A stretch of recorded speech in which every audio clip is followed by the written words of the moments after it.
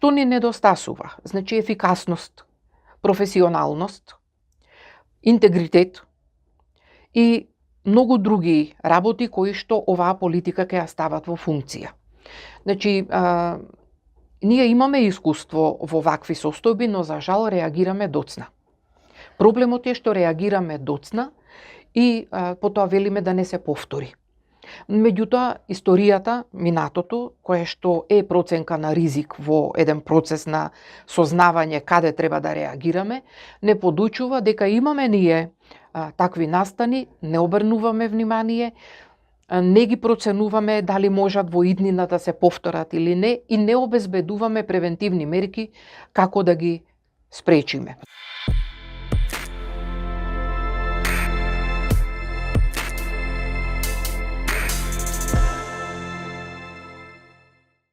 Добре дојдовте во уште една епизода Транзицијска правда или балкански перспективи.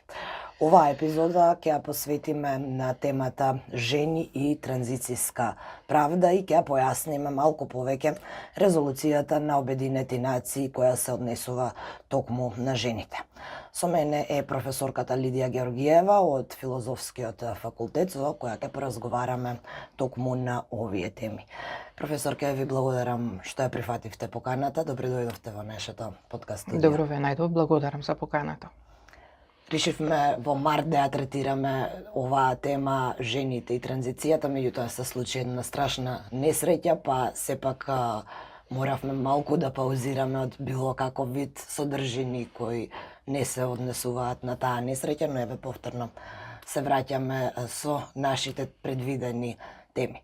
Пред се би сакала да побарам од вас едно накратко објаснување за тоа што всушност се содржи оваа револуција. Знаеме дека се работи за превенција, за справување, за хуманитарна помош и на крајот секако и за лекување на травмите. Меѓутоа, може ли да ни појасните повеќе што предвидува оваа резолуција? Да, пред да започнам, најпрво да изразам длабоко соучувство до сите оние семејства кои што трагично ги изгубија своите најмили и да посакам брзо закрепнување на останатите.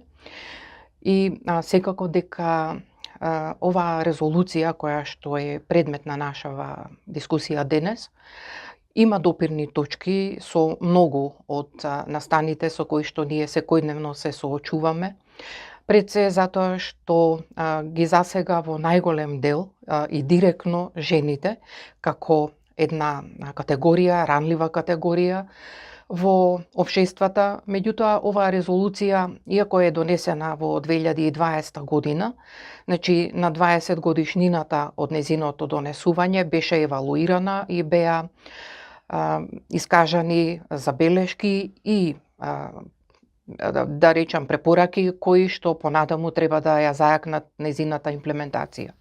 Самата резолуција се однесува на состојбата и положбата на жените во општества кои што се погодени од насилство или конфликти и укажува на тоа дека промената во конфликтите кои што станаа веќе многу сложени, многу комплексни, на тоа не потсетуваат и настаните и во Украина и во Палестина, укажува дека директното насилство остава длабоки последици не само во бројка како жртви, туку и последици врз понатамошниот развој и опоравување на овие општества. Резолуцијата беше поттикната од конфликтите од 2000-тите години кои што пред се вклучува во голема мера сексуално насилство врз жените, затоа што во тој период и во тие конфликти сексуалното насилство се користеше како оружје на војната.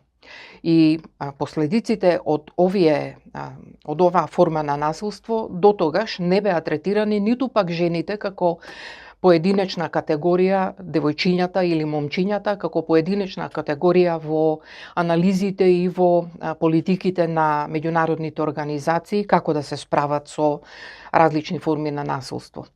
Од 2000 година до 2020 година оваа резолуција, имајќи ги предвид настаните што се случуваа во светот пошироко, беше надополнувана, беше зајакнувана и препорака беше до националните влади да ја прифатат оваа резолуција како една нормативна резолуција, да ги сменат своите безбедносни политики или мировни политики, со тоа што делот кој што се однесува на родовото насилство ќе биде многу посилно третиран и ќе биде имплементирана оваа резолуција со поентите кои што таа ги нагласува, пред се учество на жените во спречувањето на конфликти, потоа учество на жените во мировните процеси, во процесот на опоравување и заздравување и во процесот на донесување на одлуки.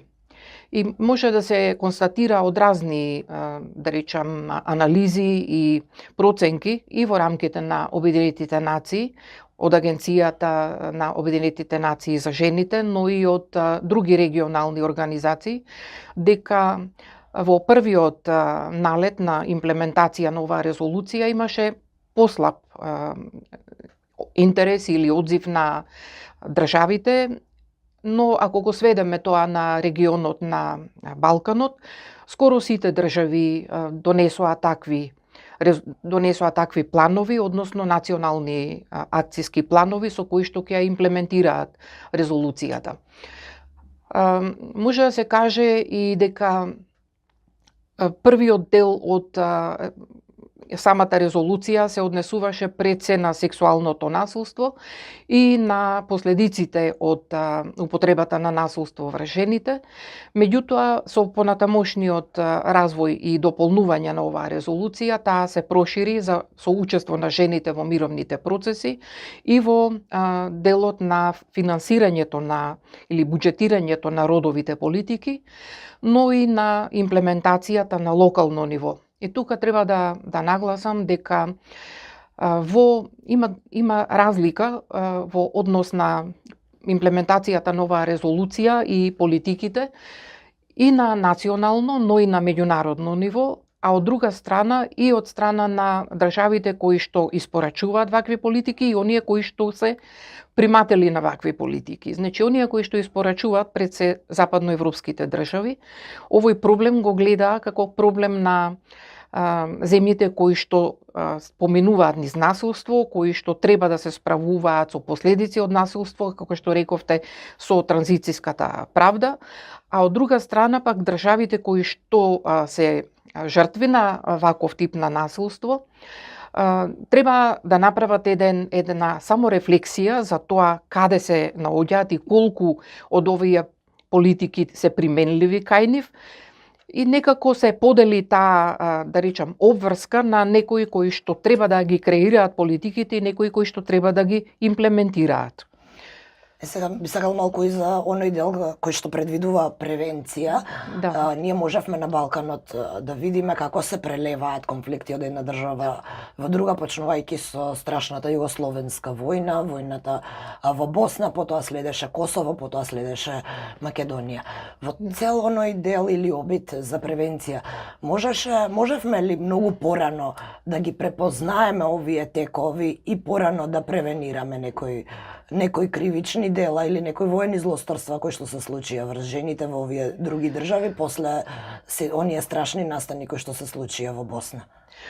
Мислам дека одговорот е да, затоа што ние за превенцијата воопшто како една концепција во рамките на безбедносните политики на државите или на меѓународните организации, почна да се зборува некаде кон крајот на 90-тите години, со тоа што Обединетите нации донесоа една агенда за мир, така наречена агенда за мир, во која што директно апострофираа дека превенцијата е таа која што треба да се зајакне за да се спречат конфликти. Од друга страна пак, има сериозни забелешки дека ова звучи премногу идеалистички и дека конфликтите не можат да се спречат. Но имајќи ги во предвид показателите или ранливоста на државите, како што ја нарекуваме, нивната економска, политичка нестабилност, слабите институции, и неможноста самите да ги финансираат или да ги креираат овие политики, на превенцијата и се даде значајно внимание преку политиките и на Европската Унија. Уште тоа е така наречен Солана документ кој што изричито вели во Европската стратегија дека треба да се наметне процесот на превенција, а годишните евалуации на имплементација на политиките или успешноста на државите да ги одмери или да каже каде се наоѓаат проблемите. И така треба да се гледа на овие документи. Меѓутоа, националните влади или националните политики или стратегиите за безбедност и одбрана многу помалку посветија внимание на оваа проблематика. И тука има неколку причини зашто е така. Едната е дека сето тоа треба да биде да го оспори стариот или традиционален начин на гледање на безбедноста, што кој треба да биде безбеден, граѓаните или државата. Потоа, во самите планови или стратегии за безбедност и за одбрана треба да се наметнат нови принципи на однесување, нови принципи наместо на максимално вооружување, на модели за спречување, што значи дека треба да го знаеме нашето историско минато и да ги знаеме нашите капацитети и можности, со што се соочуваме во делот на заканите, нели, кои што може да предизвикаат конфликти или други видови на непогоди и катастрофи.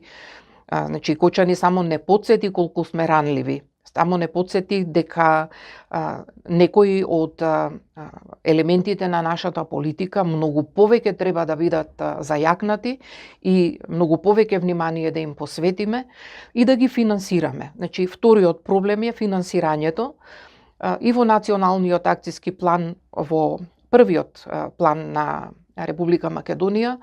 Значи, основна забелешка беше дека, иако потенцира значајни моменти, значи, внимание кон жените, девојчињата и момчињата во ризична состојба, учество во мировните процеси и во мировните операции за хуманитарните активности.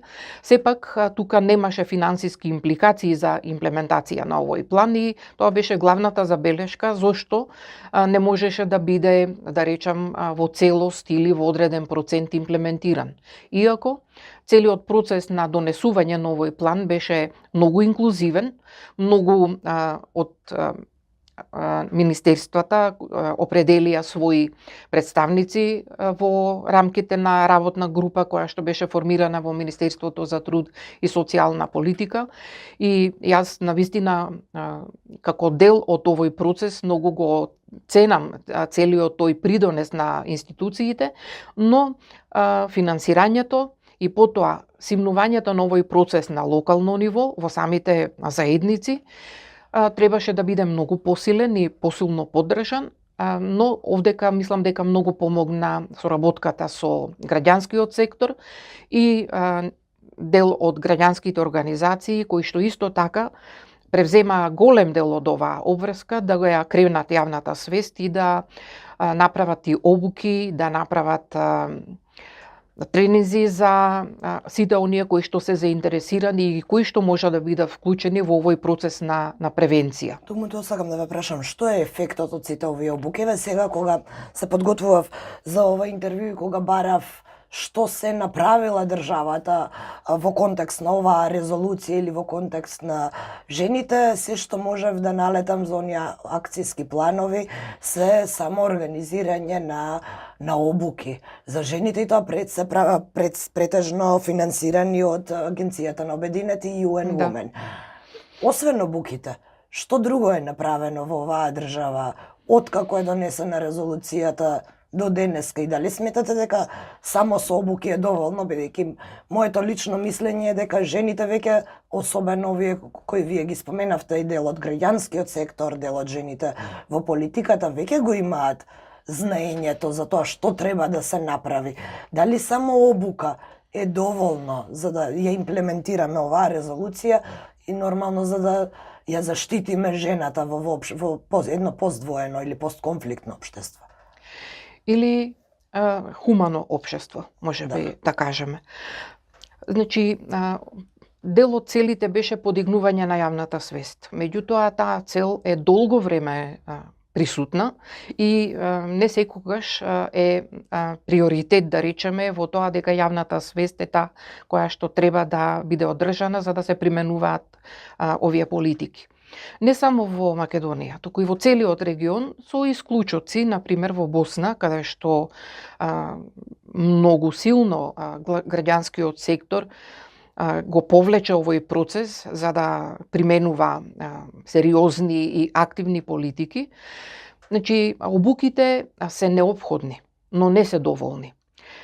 Ова резолуција и последовалните резолуции имаат нормативна вредност. Тие треба да бидат преточени во политики и обврски и на национално ниво, но и на ниво на локалните заедници. Значи, обврската да се имплементираат овие планови или активности предвидува во тој акциски план, како што рековте, периоди во кои што треба да се остварат одредени активности. Дали да се подобри состојбата, дали да се вклучат повеќе жени, дали да се провери кои се потребите на жените во една локална заедница. Или пак дали се тие подготвени да ги имплементираат овие политики. Значи, таа нормативна и трансформативна вредност на резолуцијата не се оствари до крај.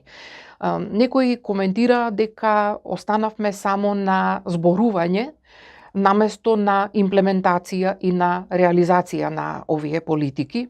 И за жал тоа е случај не само во имплементација на овие национални планови, туку и во други политики, што значи дека треба да се смени самата структура како оваа политика се реализира. Една од забелешките беше дека е потребно лидерство.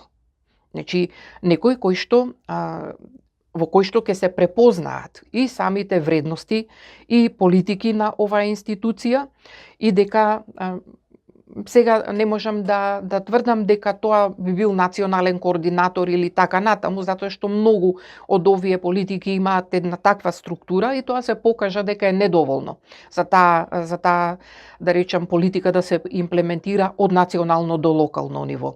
Значи, потребно е сите оние елементи што се зацртани во резолуцијата и во националните планови, но и во законите, во законските решенија да бидат поддржани и да бидат реализирани. Ако се криминализира сексуалното насилство, тоа треба, значи тие одредби треба законно да се применува и да се исполнува.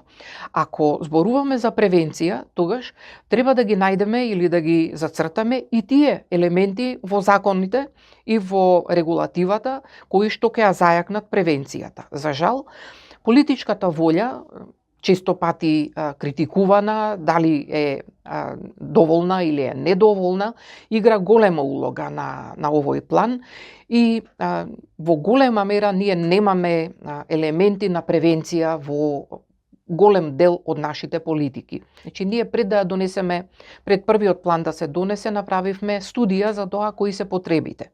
Значи, се почнува од многу да речам, основно ниво, се утврдуваат потребите, кои се, меѓу кои и подигнување на јавната свест, меѓутоа додека да се дојде до резултат кој што треба да се следи и да се провери дали е добро имплементиран, недостасува финансирање, недостасуваат индикатори, недостасува отчетност и недостасува транспарентност на тие резултати. Затоа и не можете да најдете документи или резултати кои што ќе бидат многу повидливи. Не тврдам дека не е направено ништо, туку напротив, мислам дека соработката со граѓанскиот сектор и со родовите, со лицата задолжени за родовите прашања во локалната самоуправа или во организациите или во министерствата, им недостасува еден елемент на сумирање на податоците, сумирање на резултатите, значи ние сме лишени од таа можност да ги следиме податоците, да ги следиме успесите или неуспесите на овие институции, Но за тие да успеси сепак се базираат само на зголемено учество на жените во политичките процеси. да, на зголемено учество, на тоа дека во еден дел се поставени на водечки раководни места во институциите, дека се зголемил бројот на жените учеснички во мировни операции, во делот на тоа дека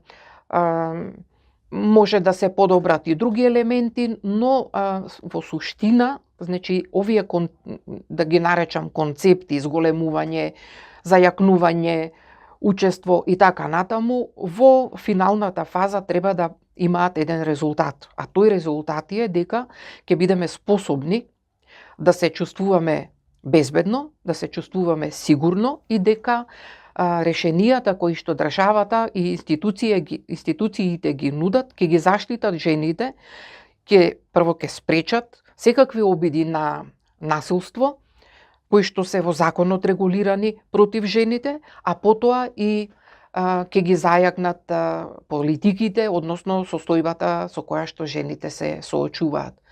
Може треба да се нагласи уште една работа, а тоа е дека, како што споменавте, сите овие активности се базираат на донаторска помош, се базираат на поддршка од меѓународни институции, дека немаме финансиски, буџетски средства кои што ќе помогнат во овој дел или ќе ги финансираат овие политики. И тука застанува ентузијазмот, кој што се беше забележлив од 2013 година наваму, значи застанува ентузијазмот, каде што се преклопуваат многу обврски на оние кои што се ангажирани за спроведување на родови политики на локално ниво, со преоптовареност, со недоволна поддржаност од страна на институциите за нивната работа и затоа и резултатите се такви.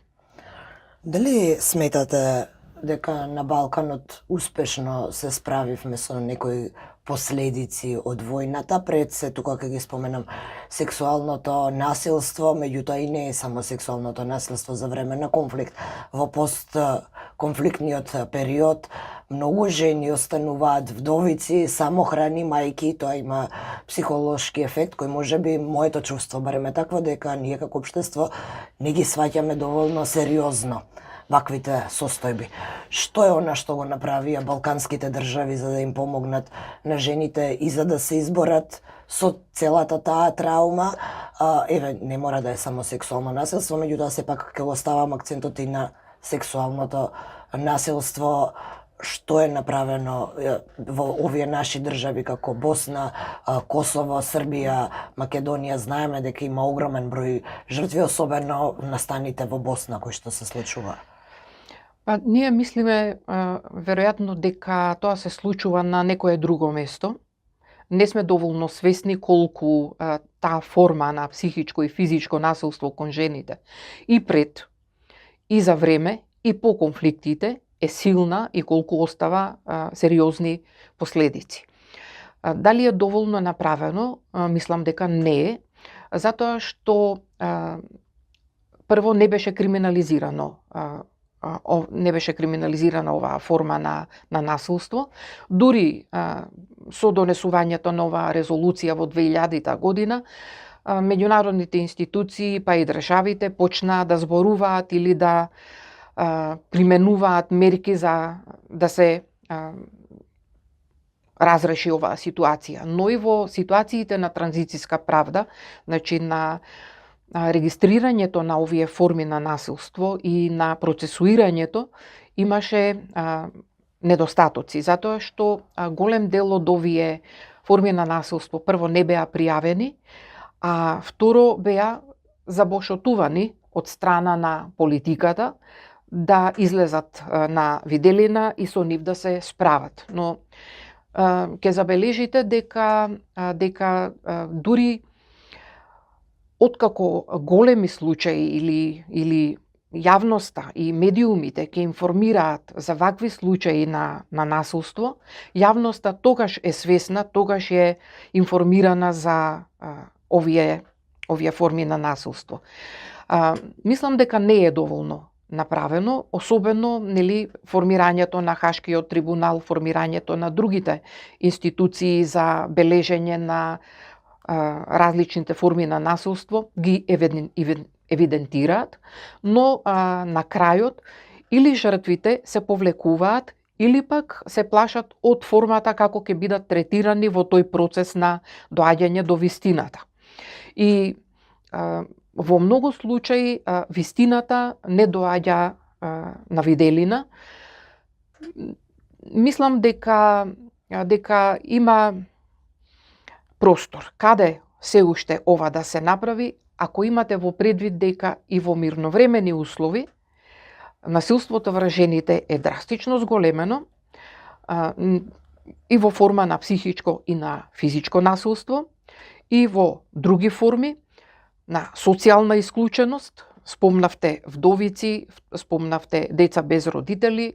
Значи, овие социјални феномени, посебно во постконфликтните општества, недоволно се третираат, ниту пак се посветува внимание доволно, освен сега кога борците во ИСИЛ или на Блискиот Исток, кои што се повратници во нашиот регион, тоа го направија и со своите семејства. Во еден дел борците се вратија, во друг дел семејствата останаа на територијата на каде што се водат конфликтите. Нивната реинтеграција во регионот тече со различен успех, се разбира, иако Косово мислам дека имаше најголем број борци што учествуваа во конфликтите во Блискиот Исток, но сега еве се соочуваме и ситуацијата во Украина. Значи и таму имаме учество на странски борци, иако тоа е забрането со закон и казниво со закон. Но, знаете, побргу настаните се случуваат отколку што законите или нормите се поставуваат. И секогаш ние доцниме во тој дел на законско регулирање на овие прашања. Затоа е потребна поинаква свесност за овие проблеми, како што на почетокот реков, проблемите за конфликтите не настануваат со самото избувнување, со самото случување на насилството. Тој конфликт се чувствува можеби со години наназад. Жените и девојчињата се чувствуваат несигурно и во тој период. И еден од показателите дека може да еруптира, може да се случи конфликт е всушност и односот на општеството кон жените. И сега кога правев една анализа за тоа кој што направил од нашиве балкански држави во смисла на имплементација, најдов на еден податок дека Косово од 2018 има ресурсен центар кој е задолжен за да им помага на жените жртви и на сексуално насилство, но и на друг вид трауми или насилство доживеано за време на вооружениот конфликт. И тоа не може не можам да го најдам за другите држави, како нешто што е, па еве можам да кажам, конкретно направено по ова прашање. А од друга страна, сепак, Косово е лидер во бројот на фемициди. Како гледате на ова? Дали треба конкретни работи да преземаме или конкретни луѓе кои што би им помагале на жените, како например овој ресурсен центар, и зошто го нема на други места, и каква е неговата улога, ако знаеме дека повторно дека ова можеби фемицидите не се, можеби и не се од учесници во војната, меѓутоа сепак постојат и влегуваат во онаа бројка. Ние годишно броиме колку жени се убиени од страна на своите сопрузи во или партнери. Во 90% е тоа случај, да, од сопружници. Видете, во Косово може да најдете и други примери кои што одскокнуваат од, да речем, регионалната пракса. Пред се заради фактот дека меѓународните институции и нивните политики кон овој процес се многу зајакнати, многу посилни. Во другите држави или во целиот регион тоа е повеќе процес оставен на националната политика и на начинот на кој што самото општество гледа кон овој проблем. Дали е потребен таков ресурсен центар? Дефинитивно е потребен.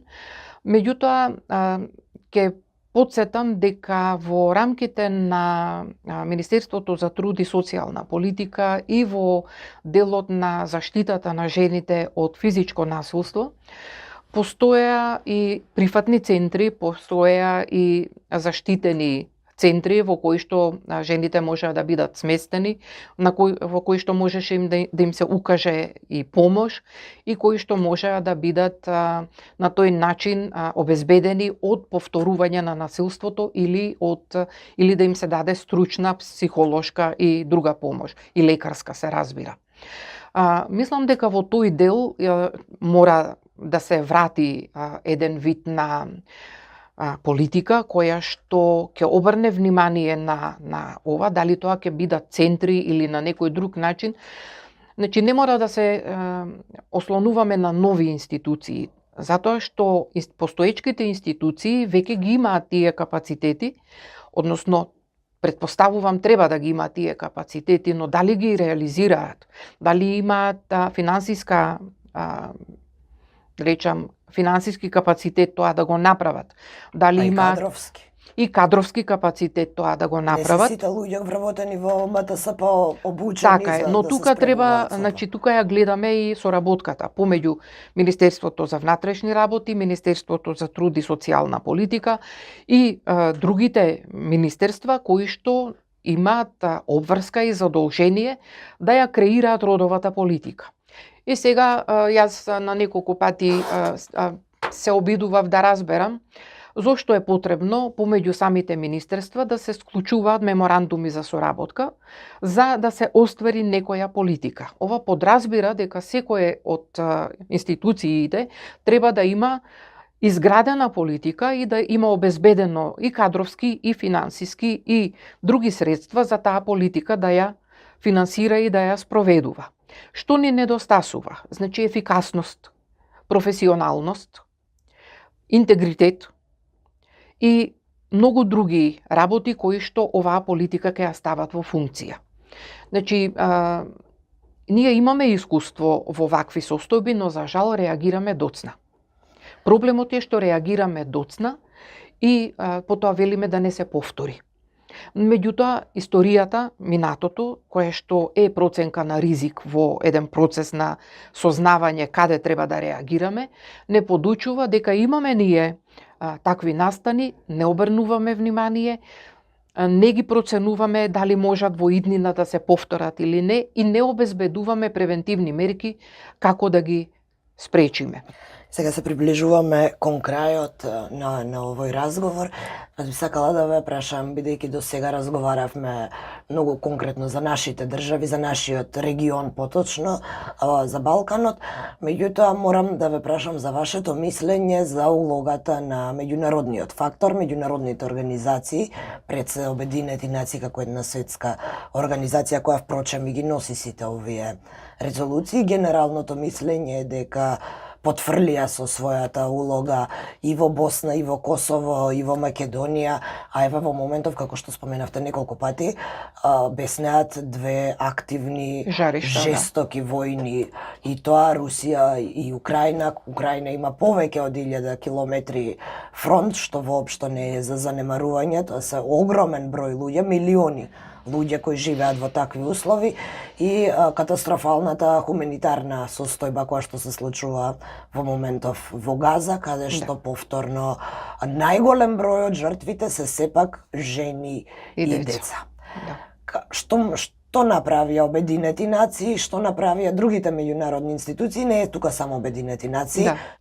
Меѓународниот фактор, можам да се согласам со вас и во делот на поранешна Југославија, посебно во Босна, посебно и во Македонија.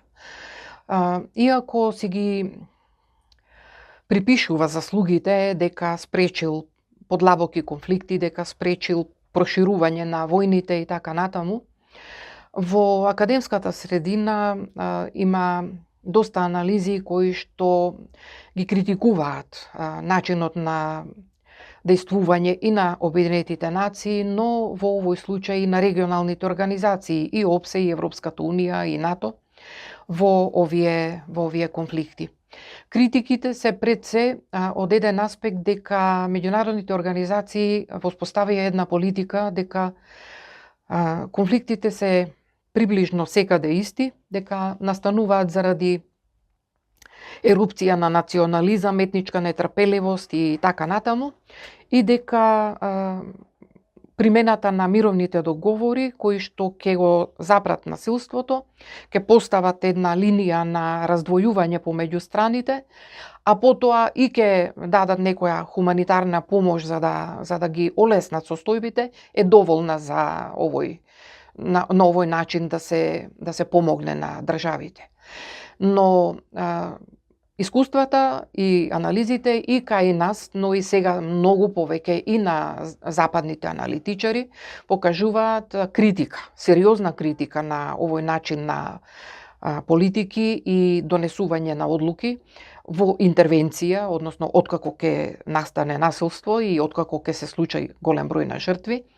Ама ќе забележите со право дека во овој случај Обединетите нации се хендикепирани заради тоа што една од страните во конфликтот во Украина е членка на Советот за безбедност, од друга страна, значи тука се интересите на големите сили кои што имаат право на вето. Дури не можат да се договорат за една резолуција да изгласаат да го осудат насилството.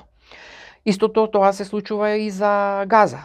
Значи националните интереси или поддршката на едната или на другата страна го успорува. Ова е, значи, најочигледниот пример на тоа што праве Обединетите нации во изминатите децении и со што се справува. Значи, со сериозно попречување на остварување на незините надлежности, за да ги превенира, да ги спречат конфликтите, но и самиот дизајн на институциите во Обединетите нации не помага во вакви ситуации, затоа што имаме многу сложени хибридни начини на војување. Што повторно ги остава жените сами на себе. Сами на себе, да. Го спомнавте Црвениот крст или Црвена полумесечина и други хуманитарни организации кои што го изнесоа товарот. Во многу случаи го изнесоа товарот на хуманитарната помош во Газа или на други места, но се попречени повторно од владени политики, каде што долги години, знаеме, Газа не можеше да и се достави ниту хуманитарна, ниту било каков друг вид на помош заради блокадите. Имаме колеги од Универзитетот во Гетеборг кои што учествуваа во организирање на такви хуманитарни активности, но тоа не е доволно. Значи, ние сме сега соочени со една сериозна промена и сериозен предизвик да размислиме и да сватиме дека прашањето како што сега го поставуваат и, да речам, Зеленски, и Путин, и Трамп, и другите, ги посочувам оние кои што се најјавно видливи, каков мир сакаат и што сакаат всушност, што сакаат да постигнат со договорот или посредувањето помеѓу Украина и САД или помеѓу САД и Русија. Каков мир сакаат? Ние тоа прашање го поставуваме со децении наназад и тврдиме дека инклузивните општества, демократските општества, општествата кои што инвестираат во мирот, може да бидат стабилни општества. Сите оние што се соочуваат со структурни, значи, нестабилности, значи, се разорени одвнатре, тие немаат капацитет да спроведат вакви политики. А многу голем дел од државите во светот се такви.